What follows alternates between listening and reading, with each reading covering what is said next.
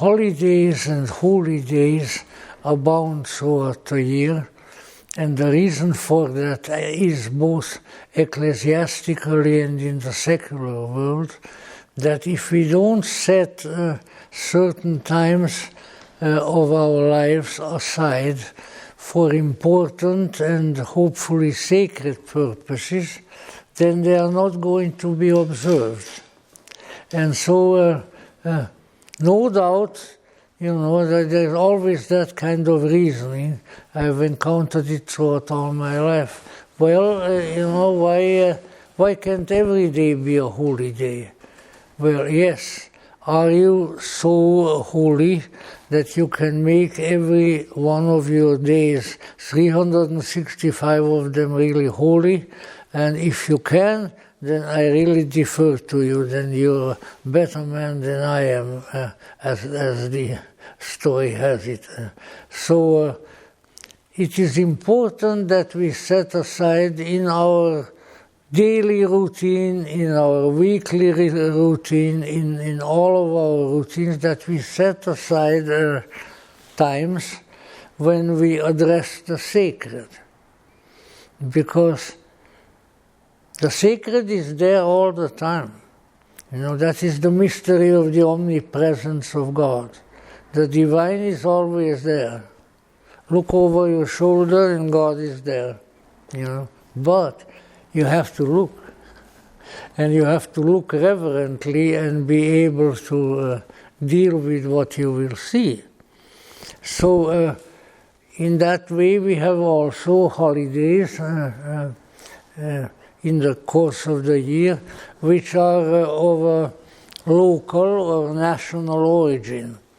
And this weekend is, of course, devoted to such a holiday, wherein the sacrifice of many young men, in earlier times mostly men, for their country, and for the causes of the ideals of their country have been made.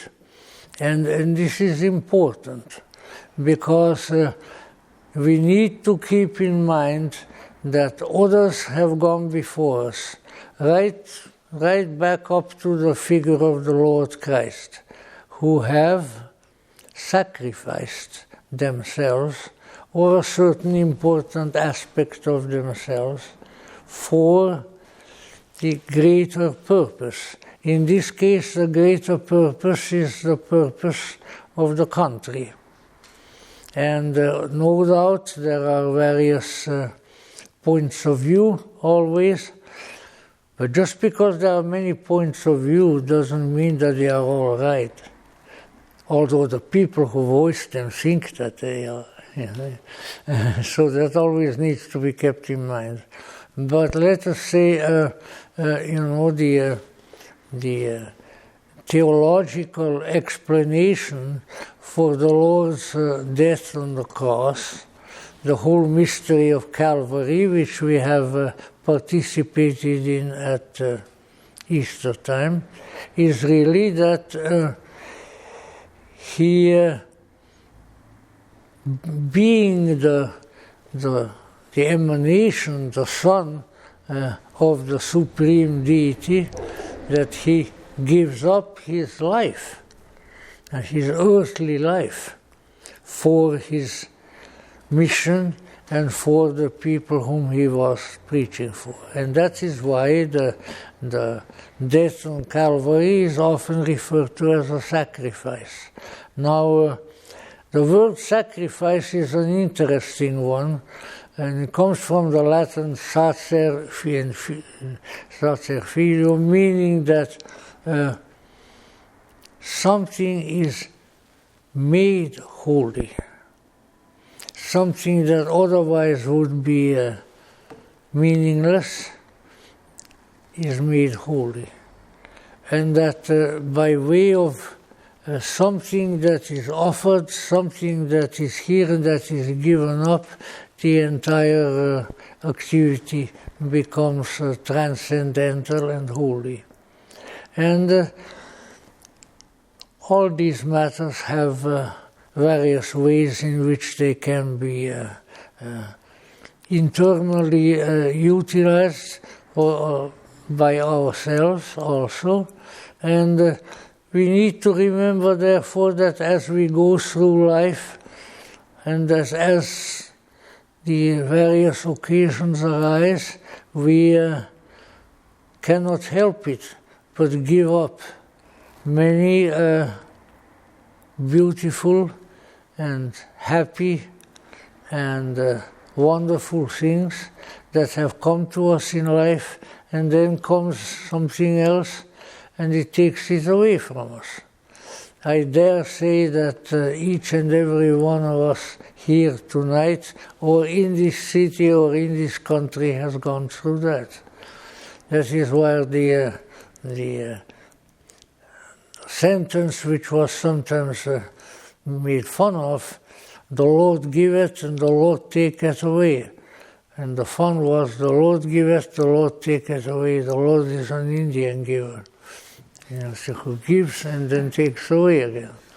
Some people may consider it funny and others don't, but I do. Because I like to squeeze out every bit of funniness on the various activities of life, because we really have to do some squeezing, you know. When it comes to humor and, you know, the quality of humor, the laughter in the ancient world, who after all knew a great deal too. We wouldn't be here without them. The ancient Greeks, they always said that when they walked under Mount Olympus and up on top of the mountains, they could see the clouds swirling around, and if they listened carefully, they could hear the voices of the gods and the goddesses. And what did they do? They laughed. See, the gods can afford to laugh. We try to afford to laugh, but maybe not terribly successfully.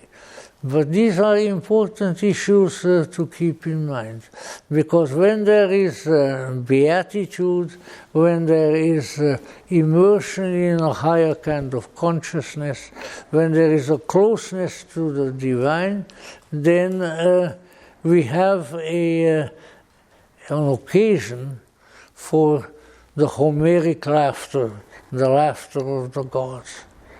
And we can become like them if we recognize that, and we also see that if we lead our lives properly, and then even though there is so much tragedy in life, as Professor Quispel said about Valentinus, in one of his speeches, he said, Valentinus was right, life is tragic.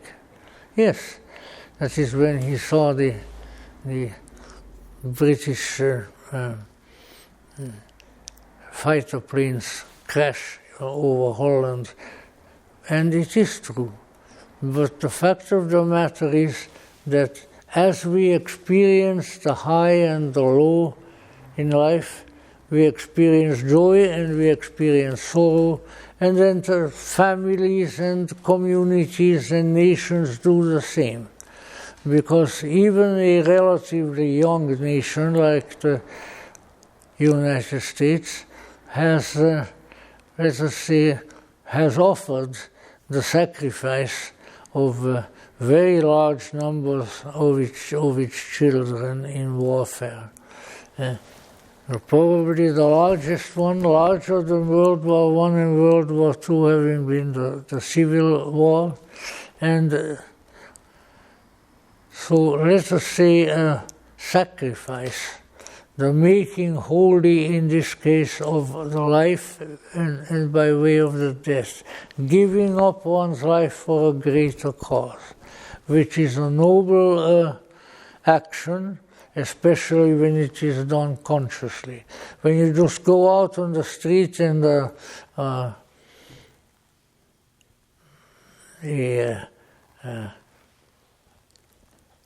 criminal comes along and shoots you dead, that is not a sacrifice. It's not sacred. It is just something terrible that has happened. But when your life, whether you are alive or dead, is offered up for greater causes, and for the coming of the divine, and for, let's say, the return of Jesus Christ into our souls and into our society, that is very, very important. So I think it's a good thing to keep remembering and to address the deity. But there was a very beautiful hymn to that effect, but as usual, old age prevents me to remember it completely. But it started with, "Take my life and let it be consecrated, Lord, to Thee." That is how it started.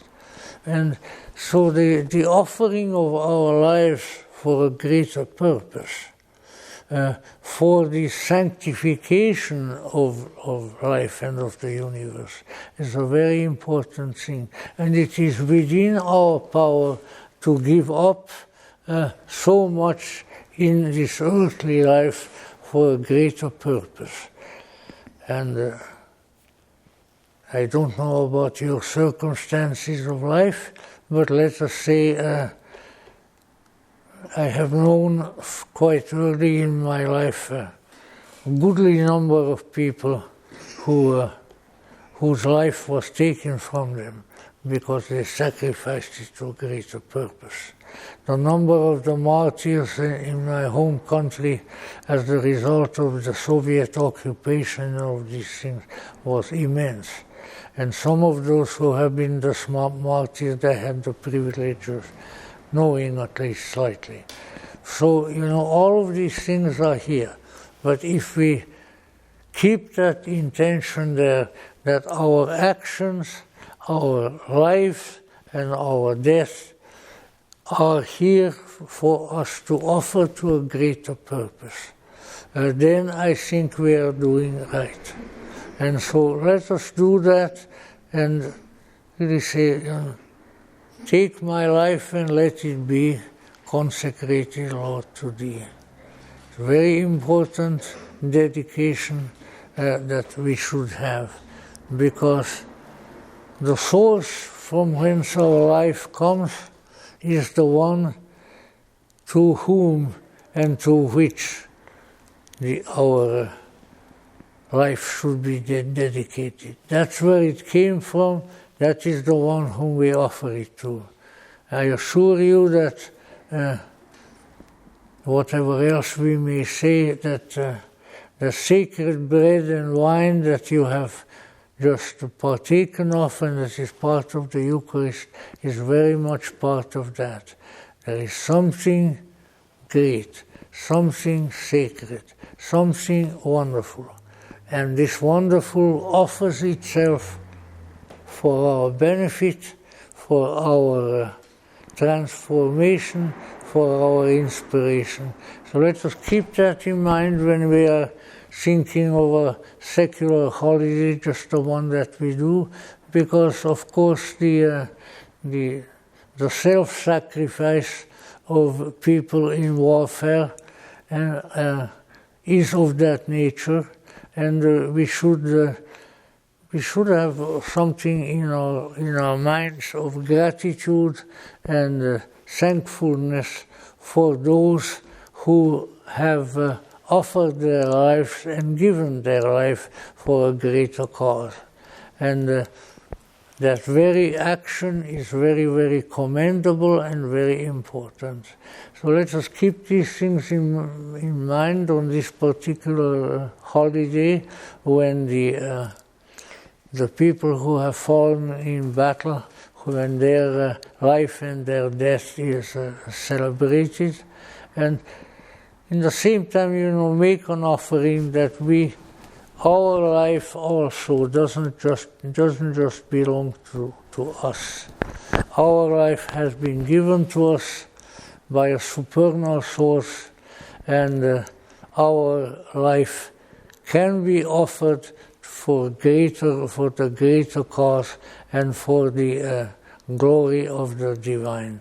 And so may the mystery of that which hangs twixt heaven and earth descend upon us and remain with us always.